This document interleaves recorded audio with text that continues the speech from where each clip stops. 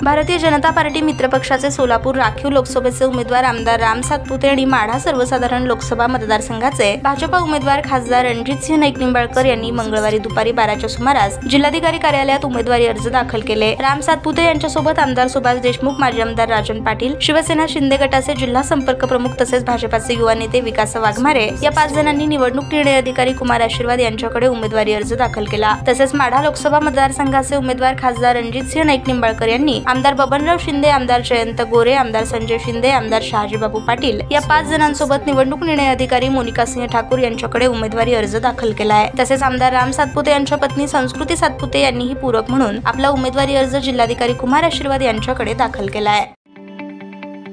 ताज्या बातम्या पाहण्यासाठी प्राईम महाराष्ट्र न्यूज चॅनलला सबस्क्राईब करा।